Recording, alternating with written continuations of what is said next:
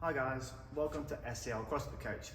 I'm Sam and I'm going to talk you through today all the different hints and tips that we can look at to try and improve your 24.1 score. So we're going to break down the burpee, break down the dumbbell snatch as best we can to make your life easier. Stick around, let's get into it. Right, firstly we're going to look at the dumbbell snatch. Now classically this isn't a highly technical movement, but there's definitely things we can do to make your life easier. I see a lot of people hurting their lower back from time to time, and this is normally due to where we position ourselves relative to the dumbbell. So when you're setting yourself up, you want to try and straddle the dumbbell as best you can. Typically as you go through sets, you'll find yourself actually leaning the dumbbell away from you a little bit, which will actually help pull your lower back a bit, which you actually want to avoid. So when you are cycling it and picking it up from the floor, making sure our feet are either side of it, and then trying to plant it as best we can between our feet, so the dumbbell doesn't end up out there somewhere and eventually giving us that lower back pain. Other than that, it's a pretty simplistic movement. We're going to try and get our arms straightened up and above our head. I did actually find this was a little bit grippy during the workout, but to alleviate that, I just paused overhead slightly. So when I started my rep and it was starting to get difficult, I would take a little second,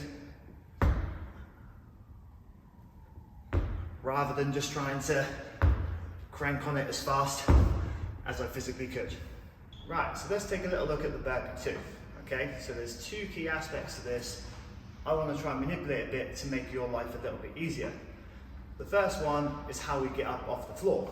So I think the more efficient way is always going to be stepping up. So that looks a little bit like this. Hands go down, outside foot up, then inside, and then hop.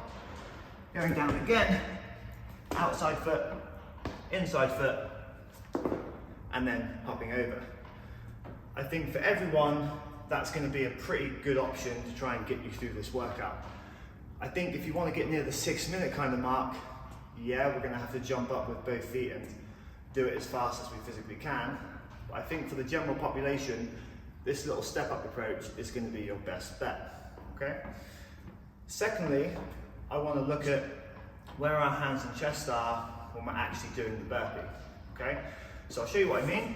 When you go down and come up, I want you to try and keep your hands and chest low, okay? So when I hop over, I'm then in a pretty good position to force myself into the next rep. So I'll go down again, outside up, over, and I've kind of already given myself a thought about where I'm going to place my hand. If I step all the way up, I'm giving myself an option to rest. And the reality is, if you want a really good score, you kind of need to keep moving in some way or another. Everyone can do a burpee when they're dying, it's just kind of how fast you can do it. So you need to prompt yourself to keep moving no matter what that speed. Pretty simplistic movement, but those are two ways we can make it that little bit easier. And that's pretty much everything in terms of this one, guys. Pretty simplistic. And it's kind of a case of how much do you want to be in pain when you're doing it, okay? If you want to see more breakdown tips of all these workouts that are going to come out over the next few weeks, give me a like, subscribe to the channel for more breakdown tips on all general movements and these CrossFit Open workouts. See you next time.